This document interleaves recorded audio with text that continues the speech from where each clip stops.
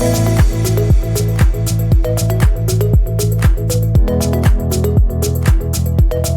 hi everyone, and welcome to another edition of Real Estate Investor Talk, where we dive into the stories, strategies, and movers shaping the future of South African property.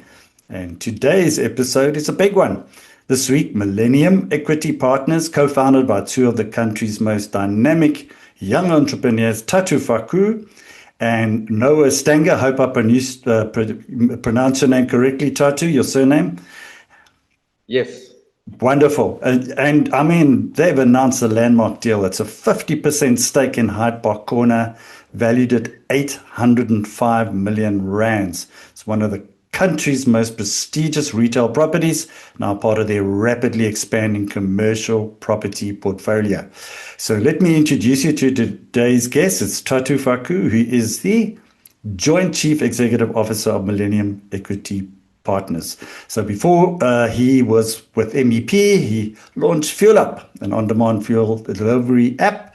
And he also served as a junior investment officer and resident executive in the chairman's office at Faku Family Enterprises, where he gained valuable exposure to strategy, operations, and capital management. So I don't know if you want to just say hi to the audience there or add to your bio.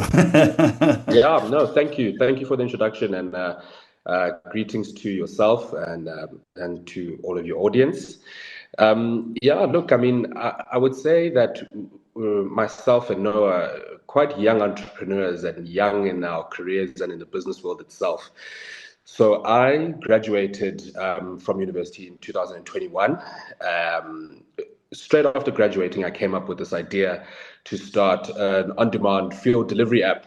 And, you know, I think it was a fantastic idea. I don't think the market was necessarily ready for it. There was also some stories coming out in the news with some fuel tankers catching on fire and all of that kind of stuff. So anyway, you know, my family and I put a little bit of money into that, and then it didn't quite work out the way that we wanted it to, and I subsequently put that venture on hold.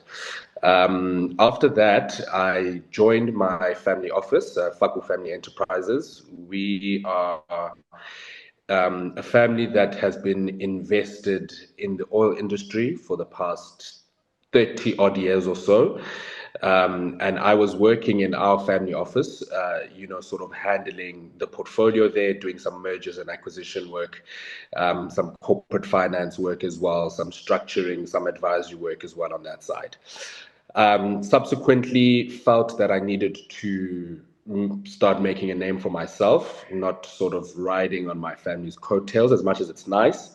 I felt like I needed to go out and do something for myself. That's when I met the other gentleman that's with us, Mr. Noah Stanger. And that's when Millennium Equity Partners was born.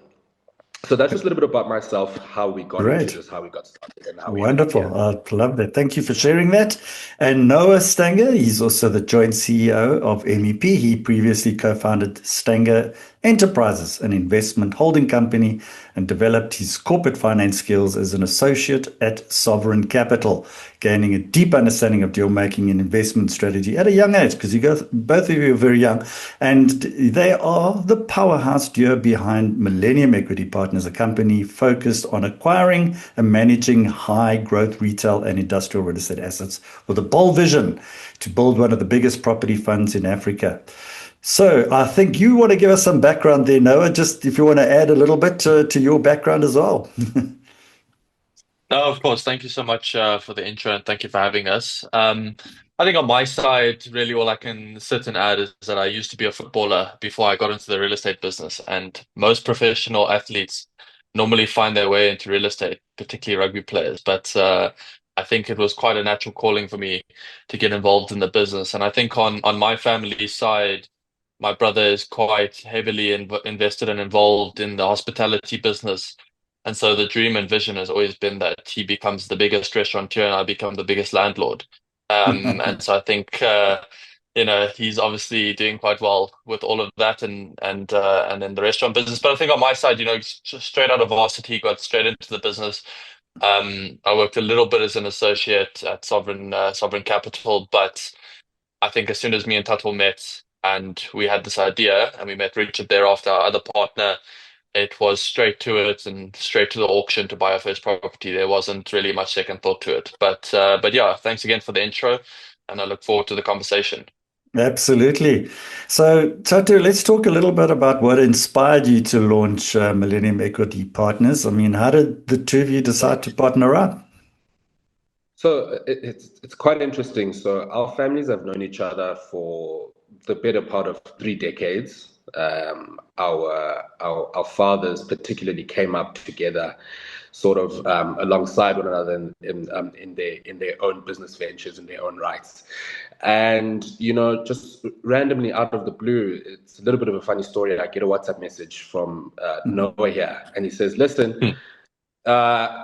My name is Noah Stanger. I was with your dad in a meeting, and he said that we must make a plan to meet up. So in my head, I'm thinking to myself, sort of a pale guy losing his hair. I wonder why he's sending me a message. Anyway, so Noah and I go on to have this meeting, and funny enough, we had the meeting at Hyde Park when we first met. And and then we just had this idea to start a property business. And I think what inspired me to start on MEP was the fact that already before I met Noah, I had already had sort of a broad, high-level plan to get myself and pivot into my own sort of business venture. I've always had a passion for property itself. I'm a lover of beautiful architecture, sort of complicated structures where you would think to yourself, how does one even get that right? And then on top of that, I'm the type of person who loves people. I love to interact with people. I love to be in spaces that are surrounded by people that can have all sorts of different conversations around the table.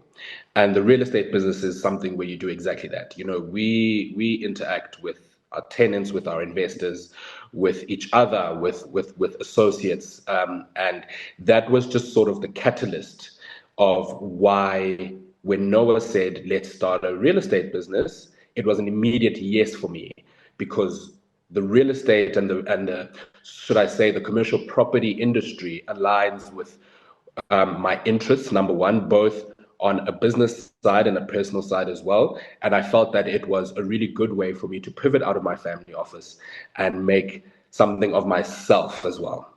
Wonderful. No, thanks for that. So let's talk a little bit about the Hyde Park Corner deal. I mean, it's a massive deal. I mean, we're talking about Yeah, 805 million rand for a 50% stake. yeah. Noah, do you want to share maybe how did this opportunity come about and what made it attractive to you?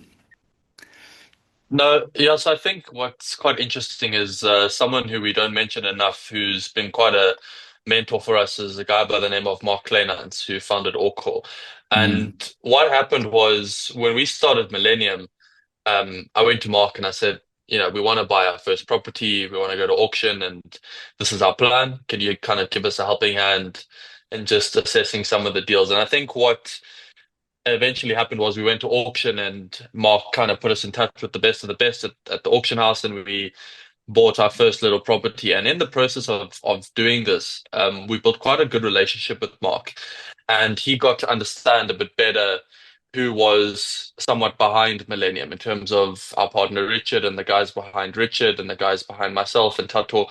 And it became quite obvious very early on that we may, in our own self and own rights, not necessarily have the experience or the weight, but we did definitely have the relationships for a transaction of this size. And so it just so happened he had been involved in the Table Bay transaction with Hyprop. And so he turned around and said, I know they're looking to dispose of an asset. It's a bit of a stretch considering your first property was only 7.5 million. But I know who the guys are behind you. I've met Richard. I've met at that point he had just met Mkuseli, Tato's father, and he has known my father as well for a very long time. And so we thought, okay, well, let's kind of look at it. Nothing, it doesn't hurt if there's an opportunity. And this was at the beginning of 2024. And so we took it to our partner Richard. Um, and he said, well, set up a meeting and we'll take it from there. And lo and behold, we have this meeting. A month later, we have a MOU signed, and there you go. 2024 was a write-off. We spent the entire year doing the most intense due diligence I think we will ever do. So I think it was a great thing in two sense. One, we know the asset like the back of our hand now, and we made sure that we got every box ticked. We followed every step that we needed to follow. And I think more than that, considering how early it was in our career, it probably gave us all the lessons we were ever going to need in terms of doing a real estate transaction, especially at that level, to the point where a lot of the guys who we work with make the comment to say, you'll never do a deal this complicated again, which I hope isn't the case because it was quite enjoyable. But nonetheless, we went throughout this whole process. We raised the senior debt, we raised the equity, we did the due diligence, and we just ran into some commercial disputes towards the end of last year. And so we had to get back around the negotiating table, and kind of renegotiate those commercials, which we eventually did. And I think what became quite apparent for us was the asset was not ready to be sold in the sense where there's a lot of work that is being done and still needs to be done. And so that's particularly why we have bought the 50% undervalued share with the guarantee of the income and the price recalculation and the option. Because the way you fit the whole picture together is that at the end of the 2-year period, we will buy this asset for what it's worth. We won't get a discount and we won't overpay for it. And that's quite an important position to be in, because the only way we're going to really be able to extract and add value is to buy the asset for what it's worth and then use our own strategic insights and our own team to sit and unpack how we can possibly add more value. But the minute we go in there and we try to buy it at a discount, or we accidentally overpay for it, we're shooting ourselves in the foot on day one. Okay, well, thanks for that. I think that's very insightful, certainly on your part. So Thato, I mean, Hyde Park Corner, it's a flagship center in a premium node. I mean, is this symbolic of your broader investment strategy, or was it just a unique opportunity that came your way? So let me maybe just sort of give you some insight into Sure, what our please. vision was as we started. Mm-hmm. So if you look at the broader landscape of the commercial property space in the country, I think one could say, and maybe some might argue against me, but one could say that it's quite a saturated industry. You've got a lot of players, whether it be the listed funds, it be unlisted funds, some smaller guys, some family businesses, one or two guys who just decide that they're gonna, use it for passive income, and so our sort of vision and our strategy was to say, okay, how do you extract the most value out of this industry where we are now in the country? And we felt, okay, we go and we find, for lack of a better term, you find an ugly duckling, right? Mm-hmm. That's sitting on good land, but it's a proper fixer upper. It's got some really good upside value. You can buy it at a discount. You put some money into it, and you fix up the tenant mix. You get the right people in there. You make a few tweaks here and there, and you can find that you've added 25% to your investment. You've doubled your investment, whatever the case may be, right? So that was our strategy when we started this business, was to say, okay, cool, let's not go in and do the sort of vanilla acquisitions where you say, okay, cool, we want to buy this property at this yield and it must have this income, right? We said, okay, let's sort of think outside of the box. Let's go find fixer uppers. That was our border strategy when we started this business. And that's why it took a bit of time for us to actually go and buy our first property.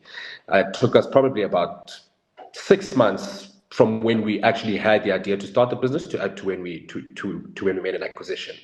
And that was because our biggest focus was that it doesn't matter what the property is, make sure that it's on good land and that you can get a proper discount on it. So we did that. The thing with Hyde Park, right, is that someone would listen to me now and say, well, that's the opposite of what your guys' strategy was. And if you look at it in the two sort of different aspects that I've explained now, is that the first thing that I've just mentioned is that the industry itself is saturated. So how do you stand out? Because it's not just about going and finding what's good on paper. You need to be able to differentiate yourself in a room of people, and you're going to the bank and you're asking them for either, it may be favorable terms, or you're looking for an equity investor and they're saying, well, why should I invest in your property fund and not the next guy's property fund.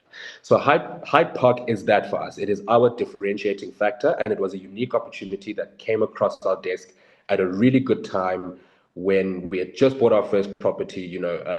Your sort of adrenaline is high, and you're keen to do a new deal. You're hungry, and something like Hyde Park comes around. I don't know many new players in the market who would say no to that. It's something that just made sense for us as firstly a differentiating factor and just a flagship asset where we say, guys, we are Millennium Equity Partners. This is what is our flagship. This is what makes us. And I think what's interesting is that if you look at Hyde Prop, if I'm not mistaken, they started off with two assets in the fund. They had Boxburg, there was Boxburg something, I'm forgetting the name, it'll come to me, and it was Hyde Park Corner. Yeah.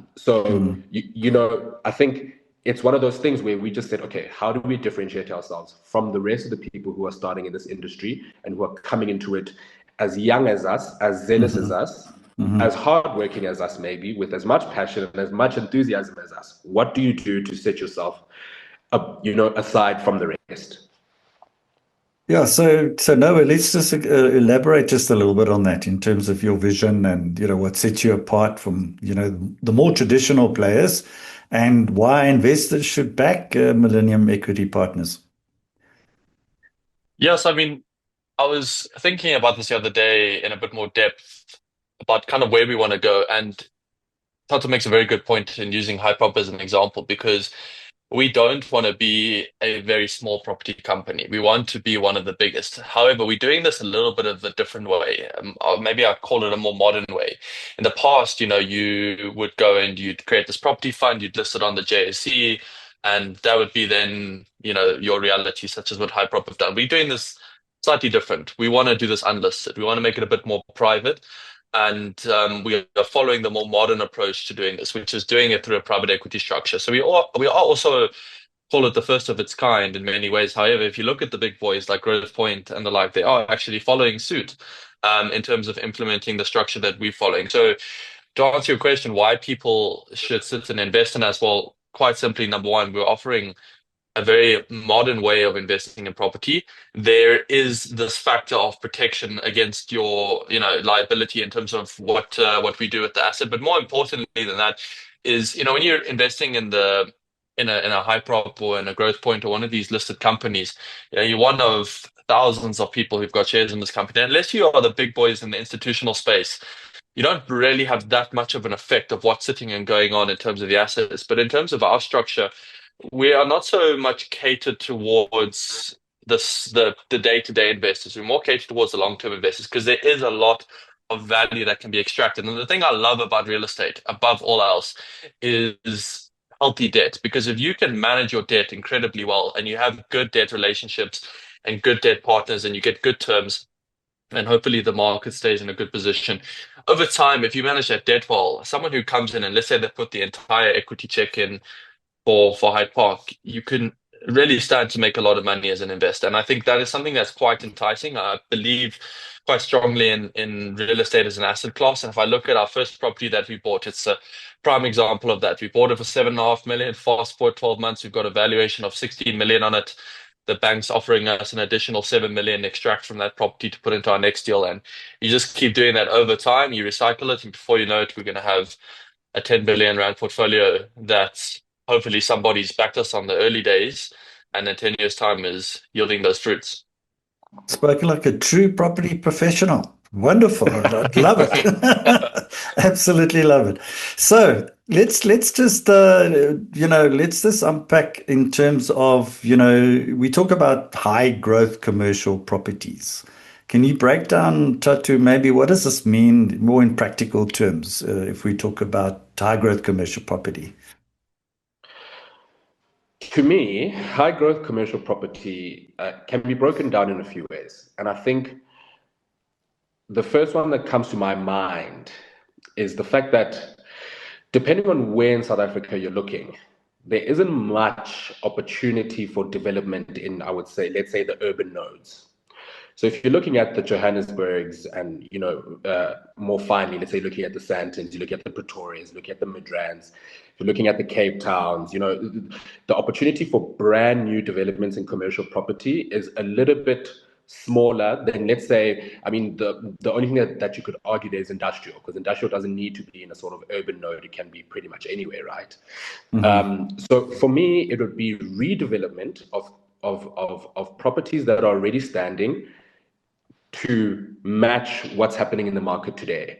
And I think one of the prime examples that you'll find in that, even though we don't operate there, is, the sort of office conversions into your mixed use sort of student accommodation and retail. So you've got like a mixed use sort of a development, right? That for me is a really good example of high growth commercial property. I think another area in which you can sort of place in that category is when you start looking at the properties themselves, right? If you start looking at, let's say there's a shopping mall, prime example would be our mall in Pretoria, where the tenant mix wasn't that great. You had some guys that were defaulting on their lease payments, that weren't operating properly. It just didn't make sense. I think tenant mix is a very important part of commercial property, especially retail, that I think a lot of guys can overlook. It's about, okay, which majors, which national blue chips can we get in there that will pay us the highest rent over the longest period of time, where some people don't actually realize that, it might not, add to a cohesive environment that you create there.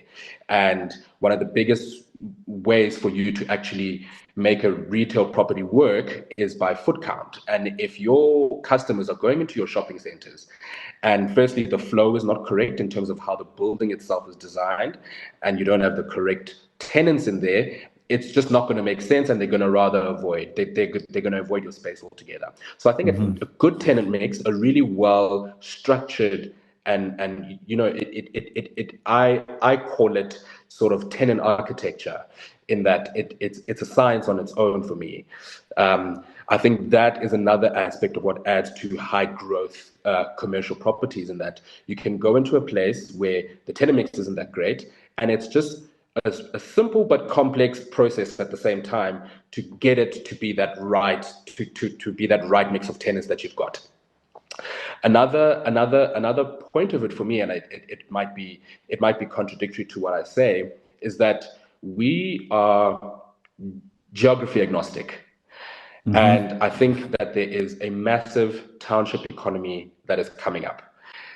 And the potential and the opportunity to get into township property itself specifically, especially in the commercial space, is fantastic. I mean, I'll sometimes, my family's hometown is in Port Elizabeth.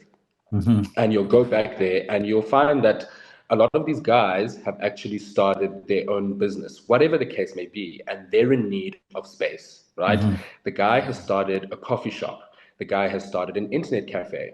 And what you traditionally find in the township is that a lot of these businesses will sit separate to one another, but there's massive opportunity to add to the township economy by putting a 1,500 square meter, 2,000 square meter retail space to allow these guys to come and operate in a space where, as entrepreneurs and as business people, they feel like they can grow. That's another aspect of it for me, is that for the longest time, we've overlooked the township economy, and we want to operate in these urban nodes and say, I want a mall in Sandton, I want a mall in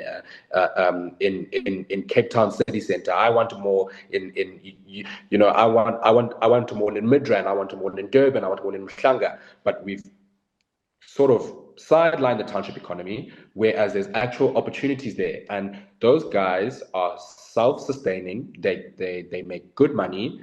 So if you position it right, there's a lot of opportunity for those guys to grow, as well as for the commercial real estate business to grow as well.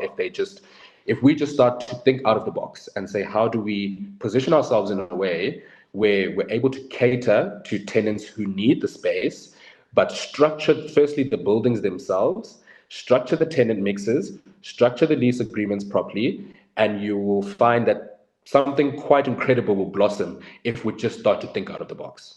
Wonderful. I think it's fantastic. So, Noah, you guys also invest in industrial property. And that's it's always gaining momentum. I mean, it's a market that it historically just does exceptionally well. So what kind of opportunities are you seeing there, and how are you positioning for growth? I love industrial. I think industrial is probably the most exceptional asset class in real estate because number one, it's something that's going to always be in demand and the demand is growing exceptionally. But I think more importantly, the what I love about industrial and where I think it's going is the most important thing that we need to have in our business is a good leasing person beyond everything else. Because if you can kind of get in touch and in tune with what's going on within the companies in the market that are looking for these spaces, and you can secure some very favorable leases over the long term with good paying tenants in a triple net lease, I think it's a no-brainer. What I love about these triple net leases is essentially you own a building without owning it because you're outsourcing the expenses and the costs and the maintenance for a lot of the time to this actual tenant. And in their mind, it's actually a no-brainer as well because they don't want to own the asset and then have to try and offload it. Because the one difficult part about industrial is you then need to sit and try and sell it with a new lease in place. And that's always where the challenge comes in. So I think for us, when we're looking at buying industrial, it's a very long-term hold play. We want to buy these assets at good yields. We want to preferably have, at our stage of the business, be buying these assets with the leases in place already, because we don't yet have the capacity or the expertise to now buy a vacant building and fill it, and it's too big of a risk. And Mhm. the bank, quite frankly, won't sit and back you because we don't yet have that balance sheet to be able to do that. So we're kind of taking a bit more of a smarter approach in trying to get the leases in place before we take them on. But I think opportunity wise, Gauteng is booming for it at the moment. I know there's some talk of doing it in KwaZulu-Natal as well. But I think for us, if there's one thing we've learned, particularly with our property in Pretoria, is as much as possible, if it's a stone throw away, that's the best type of asset you can go. And the minute we start buying stuff in Cape Town, we really got to be in a position where we've expanded rapidly enough. Otherwise, if there is a problem, God forbid, it's going to be a very long journey to sit and get there and try and figure out what's going on.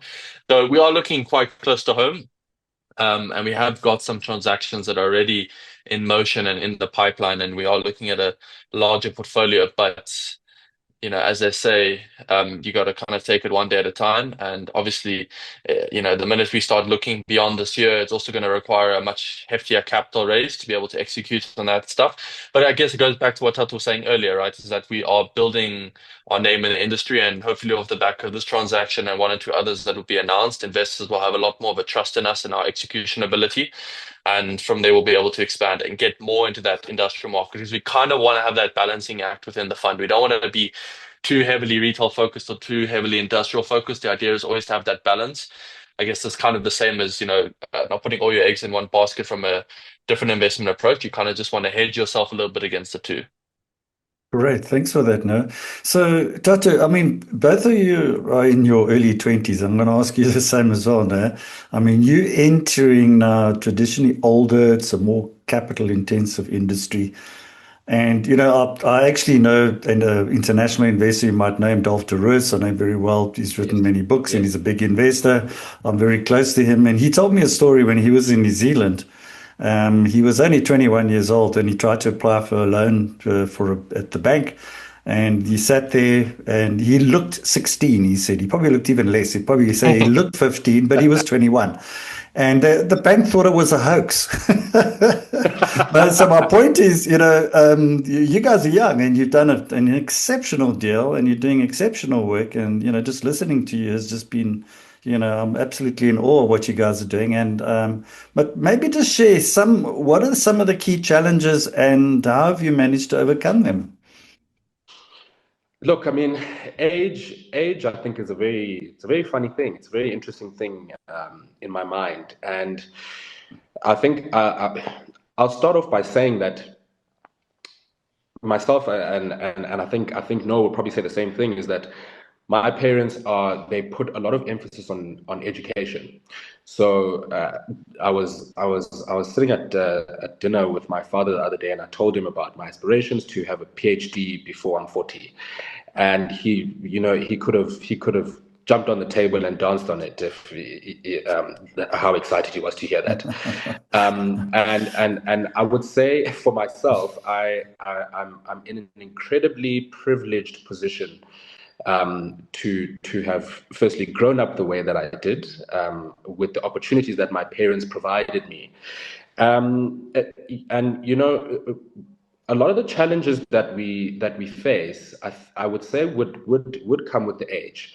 It's seen as a it's seen as a fantastic opportunity, because the younger you are, the more riskier you can be. You can have a massive risk appetite when you're young, because sort of no wife, no children, no responsibilities on that front. If something goes wrong, you can just sort of get up, dust yourself off, and go again.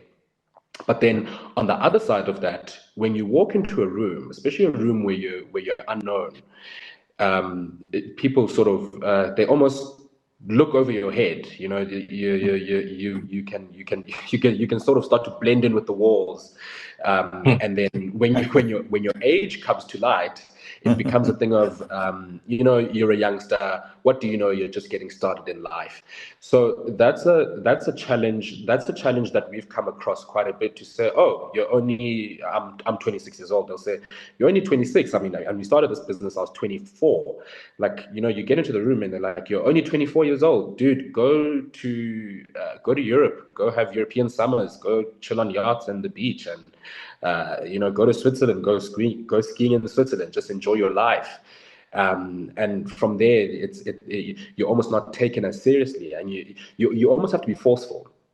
You almost have to be forceful at that point to say, okay, understood, but I'm here and I'm not necessarily going anywhere. So it's either I get taken seriously here, or if I really see that I'm not going to get taken seriously, I'm going to go into a different room where I might be taken more seriously than what I've been taken here, and I'll run with that. But either way, if I'm doing it, I'm going to do this and I'm going to get into it. So the challenge does come with age. One thing that I will say is the challenge. There's a challenge in our country in particular, where it comes to raising capital. And again, age gets into that as well. A lot of the time the guys will be like, well, if I give you this amount of money, what's to say that you're not going to go off and buy a Ferrari and a house in Camps Bay, rather than apply it to the investment that you've presented to me, right? So we've got a capital raising problem, I think, across the board, where investors have become a lot tighter with their money. We've got a more volatile economy.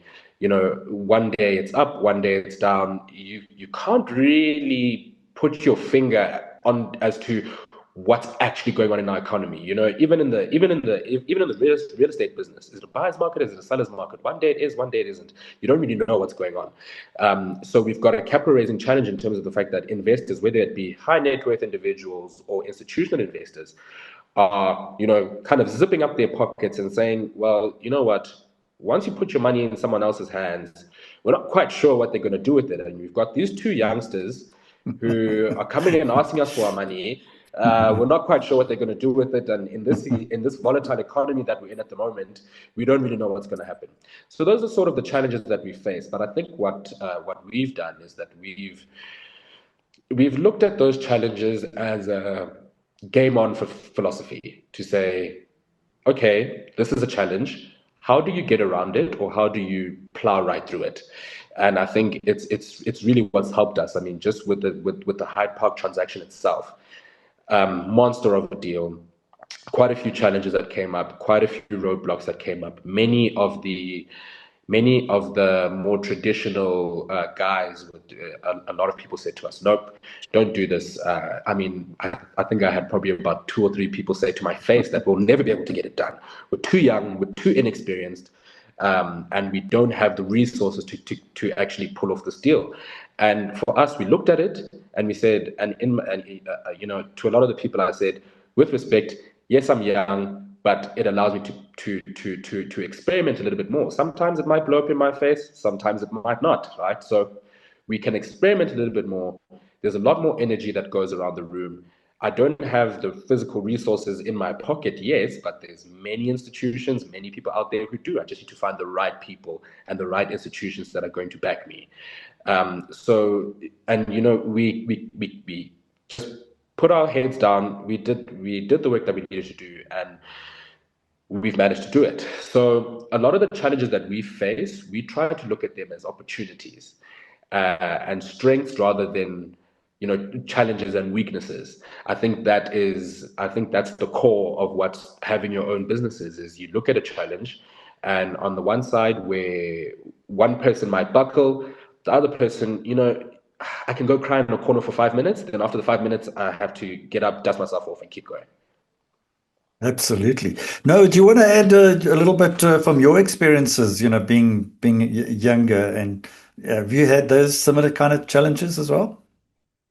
Absolutely. I think one of the best things that we did was put together our advisory board at the very beginning of the business because we had a bit more of the gray hairs behind us. And I did give some of the more institutions like the bank a little bit more comfort that we've got people holding us back. But I think we must give a lot of credit to our partner, Richard, because I think when you're trying to step into a business like we are stepping into, you always do need a bit of a helping hand in life. And I think it's never something to shy away from if it's given to you. And Richard obviously has been the greatest mentor and partner for us, and he has very much opened up a lot of the doors that we've now walked through. And I think what's been beneficial for myself and Thato, and I think this is quite something important to acknowledge and understand, is that we can go into a room and we can we can talk the talk, we know what to say, we understand what we're talking about. But sometimes you do need the bit more older figures to step in and just reiterate exactly what you've said. And that's happened to us many a time, where I think we've said something, they've heard it, it's gone through one ear, not the other. And an older figure will walk in and say the exact same thing. And it's like, it's the greatest idea they've heard, you know. So I think that is a challenge. But, in saying that, I think at the end of the day, when you, as Tato says, we've got no gray hairs, we've got no scars on our back just yet. I'm sure we will as time goes on. And it's interesting, you chat to many guys in the real estate business, and one guy will tell you Hyde Park's the greatest deal you ever do. The next guy will tell you they wouldn't touch it with a 10-foot pole. And the reality is, it's just off the back of their own experiences. And we don't have those experiences yet. We don't have those scars. And so we're going into this thing purely off a gut feeling that we know we can make it work. And we proved ourselves wrong many a time. I mean, the fact that we've managed to get the bank to agree to fund us is already an achievement on its own because we don't have the balance sheets. We certainly don't have the track record. And the first time we went to the bank on our first deal, they barely agreed to give us 50% LTV and they still gave it to us at prime plus one.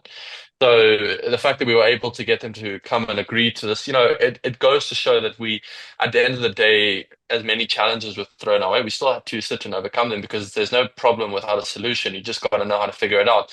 And so I think many people look at me and think I'm in my 30s based on the fact that I probably am losing my hair off the back of these deals and all of that. But the reality is we're young, and it's the best. That's the best part about what we're doing is that we don't have those scars yet to be going into this thing head first.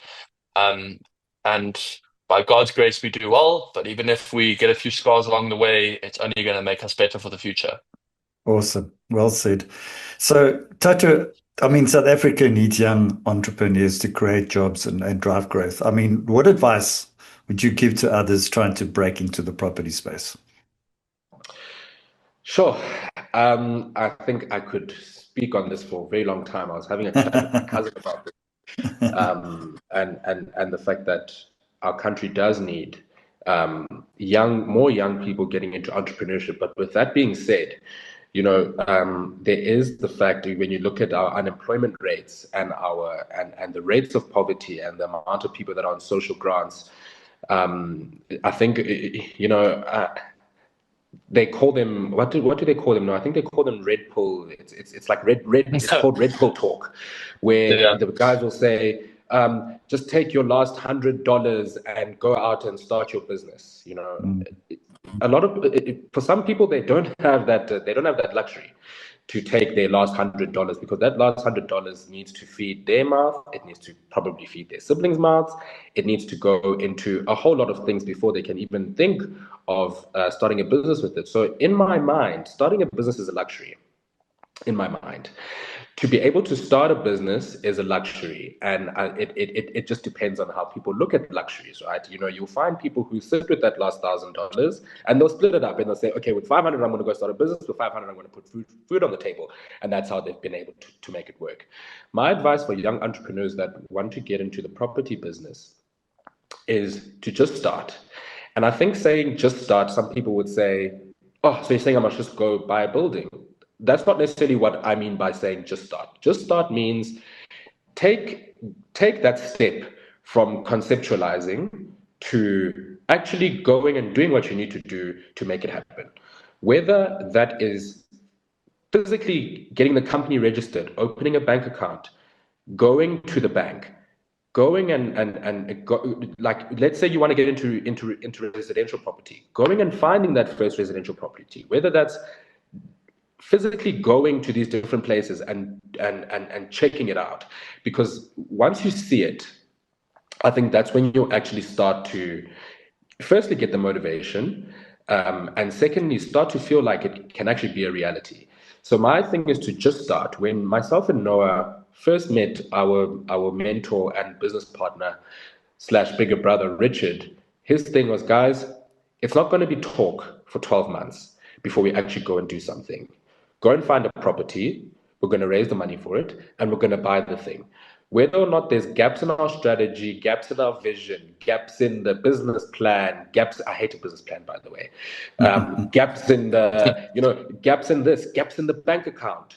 Go find a property with the goal in mind that you're going to buy this property. So my thing would be just start. Whether just starting means finding the right mentor, finding the right resource, finding the right building, finding the right bank that is going to fund you, and even just having casual conversations with people. I always encourage young entrepreneurs or young professionals who are wanting to go into entrepreneurship. I always encourage them to come and speak to me, because even though I'm not the most experienced person, I can tell you how to get started. I can show you how to take a business from a piece of paper that's been binded all beautifully into something that is actually making inflows into a bank account every single month, because that's what you need. I think that is what you need, is that we all need somebody that's going to give us a roadmap. The roadmap doesn't need to be perfect. It doesn't need to give you every single turning signal and direction. It doesn't need to be a GPS. It just needs to be a roadmap and a skeleton to say, you've got this idea. This is how you can start taking it from an idea to reality. And that's just my thing. Just get started. Wonderful. Yeah. And Noah, do you want to add to that? I mean, look, what advice would you give to others trying to break into property space? Because, I mean, you mentioned earlier Mark Kleinans, who I know very well, and I mean, great mentor. And then, of course, you got Richard as well. So what advice would you give others trying to? And I think Thato's given some really great ideas, and you can see he's passionate about what he does as well, and like you are as well. So maybe you want to share? Yeah, I think the easiest way to break into the real estate industry for anybody is quite simply to become a real estate agent. You don't need a degree. You don't need necessarily money. All you kind of need is passion and time, and finding the right company to sit and work for. And a lot of the time, it's risk. At the end of the day, it's sales. And I know many guys who have made a lot of money being real estate agents, and I think the best advice Mark Clenance ever gave me is he said that, when you want to get into real estate and you want to start off on the brokerage side, which is a very good way to do it, is take a lot of that money and don't spend it, put it away and try and reinvest it. And eventually you'll buy your first asset, and then your second, then your third. And over time, like I said, if you have good debt management strategies in place and you don't over leverage yourself and you don't maybe make some too many mistakes. Eventually, over time, you'll have a good asset base that will generate you passive income. And a lot of the time, a lot of these real estate guys who have made their money, they didn't necessarily come from much. And you don't have to come from money to get into real estate. I think that's the one thing that people must understand, especially young people, because as much as me and Tato have a good, background and good upbringing, I can tell you for free, our parents can't rub together the whole equity check for Hyde Park, and so sometimes you got to go out there and you got to sit and raise the money and learn how to do it, and go and raise the money from the bank. And so I think the best advice I can give for young people, and I will never try and give people across the board advice because the reality is I do come from a privileged position. But what I have seen and what I can comment on is that, at the end of the day, go work for, I've got a good friend who runs Line Lead Real Estate, other good friend who runs Libertalia. These guys are always looking for brokers and they'll never say no to you if you work on risk. Mm. It's another agent in the field for them and they'll happily train you. And hopefully you'll be able to make some money doing that. Fantastic. I think also great advice there. So, Thato, let's talk about the future. What's next for Millennium Equity Partners over the next, say, 12 to 18 months? I mean, are there any new deals or goals? I know you just finished a big deal, so we're talking about the next one. So, but any new ones maybe you got in the pipeline there? So yes, yeah. I mean, it sounds a little bit crazy, but we are actually closing out on an industrial deal out in North Riding here in Johannesburg. So we're closing out on that one. It's a fantastic one. I mean, the lease is great. It's probably, I think it's about a 20,000 square meter building. It's proper. In colloquial English, it's proper. And for us, it's again, it's that opportunity to get ourselves into the industrial space, because once we've finished with that transaction, it unlocks an entire industrial portfolio for us. So that's what we would focus on in the next 12 to 18 months. Other than that, I don't want to talk too matter of fact, because we saw we would never do something like Hyde Park, and look where we are now. But our focus is that we're not passive investors. We're very active investors, and an asset like Hyde Park is a monster of an asset. It can chew you up and spit you out in a second if you don't have your finger on the pulse pretty much every minute of every day with what's going on, especially in a transition of ownership. Even though initially it's just a 50% undivided share, but that shifts the dynamic a little bit. And you want to make sure that you've got your finger on the pulse so that anything that comes up and anything that happens, that you're there.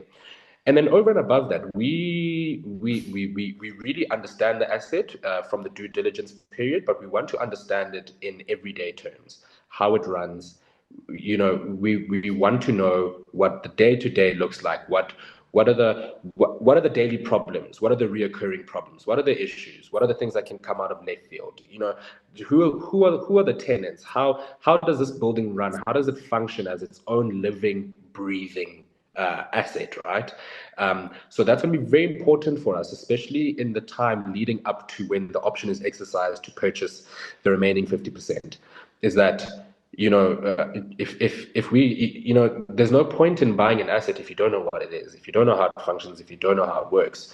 So that's what our strategy and our plan is over the next 12 to 18 months, is to really understand this asset, to understand it down to the last tile, down to the last faucet, and down to the last parking bay, because otherwise then your investors don't trust you. They don't have faith in you. If they come and they ask you, some people come with some really arbitrary questions, and you need to be able to answer those questions. Otherwise, they're going to say, okay, probably won't give this guy more money, or I'll probably pull my money, or whatever the case may be.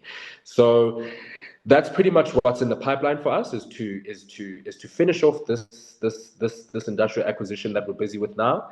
And to manage Hyde Park like no one has ever seen, and to manage our industrial portfolio as well as our other asset in Pretoria as well. That's fantastic. Thato, it reminds me the story that you told me. You probably remember Mark Wayner from Redefined Properties. Yes, he has passed yes. on. And when I interviewed him, he told a wonderful story about his first job in real estate, which was a shopping center in Kempton Park. And the reason he said he got the job was because he was the only one that bothered to walk around the building and to check it out. And I mean, you've just exactly articulated that in terms of understanding every last parking bay and every little bit. So I love the way that you put that forward. And look where he went. So the future is looking bright. So guys, it's been wonderful chatting to you. So Noah, I would like you to you can either add to that as well, but I'd like to give you your final thoughts. Maybe leave the people with a principle or mindset, and that's helped you stay focused and build momentum in your journey. So Noah, maybe starting with you, and yeah, it's been great chatting to you. No, thank you. Thank you. I think I'll just say that from our perspective, we're quite proud of how far we've come. I think it was quite interesting this last week with all the news articles coming out, the amount of people who sent us messages of congratulations, but those are the same people who not so long ago were looking at us like we were crazy and really turned us away. So it's a very incredible moment in our journey. And onto what Tato's saying, by the end of this year, if all goes to plan, we'll have 1 billion under management in terms of our assets. The year after, or the 2 years after, it'll be 2 billion. And in 10 years' time, we hope to be on the same level as a lot of the big guys. And so our ambition is high. Um, we don't necessarily have, like I said, the scars yet to slow us down. And I say that with a lot of confidence now because I think in the past people would have laughed at us in the first place when we would have said it. But we've maybe got a little bit more of proof that we can do it. And so over time we want to grow. So I think just as a parting message is really welcome always people engaging with us, and we're always looking for new opportunities and more ways to learn, and hopefully over time we will continue to grow this business to be quite a big one and be able to kind of add to the real estate game in South Africa in a very, very important way. Fantastic, wonderful. And Tata, your final thoughts? Yeah, it's been absolutely fantastic to chat with you. I think just to add a final word is to say, I think having a massive vision and a massive goal is fantastic. But you can never, if you can only finish an elephant in small bites. And I guess that's to say it's a step at a time. It's really just a step at a time. And if you just have the discipline to keep moving and to keep going, no matter what comes your way, because motivation is not enough, right? You can wake up tomorrow and you're like, I'm quite unmotivated for the day. But if you've got the discipline to know that I've got this goal and I need to achieve this goal, and just take those steps to keep on going, then inevitably you will get there. And for me, it's been a fantastic journey, and I think what keeps me going is, along with the crazy hours that we have to work, is to find some sort of balance. I lean a lot. I lean a lot on my family. I lean a lot on my faith. I lean a lot on my friends to keep me going, so that I can wake up the next morning and even just apply that discipline. I've got a great support structure, and I think without them it wouldn't be possible for me to do all of this. So I'm very grateful to them. I'm very grateful to my business partners. I'm very grateful to just our advisors. We've got Mark Kleinans on our advisory board. We've got Noah's father's on our advisory board. My father as well is on that board as well. And I'm just very grateful to the people who have just kept us going throughout this time. And again, as a last word, is to just keep going. When you stumble, get back up. Every day you wake up is an opportunity to either continue writing your story or completely rewrite it. Wonderful. I think what a great way to finish. Tatu, Noah, thanks so much for joining us and sharing your story. I mean, it's not only impressive, but it's incredibly inspiring for our viewers. I mean, especially looking at the next generation of real estate investors and entrepreneurs. We're going to watch your journey, and I would like to have another chat, down the line. Let's look at 6 months or another year down the line. Yes, I mean, yes, from this landmark Hyde Park deal to your long-term vision of creating that high impact property fund, it'd be nothing better than seeing you guys succeed. And you're showing certainly that your age is no barrier to ambition, which is fantastic. And we need some youngsters like you. So you are definitely leading the way there. And so until next time, I just want to thank you once again for having a chat, and just join us again on Real Estate Investor Talk for more stories like this. But this is really inspiring. And I just want to thank you guys again. And until next time, everybody, keep investing smart, stay inspired, and just go build something great like these two guys have. Wonderful.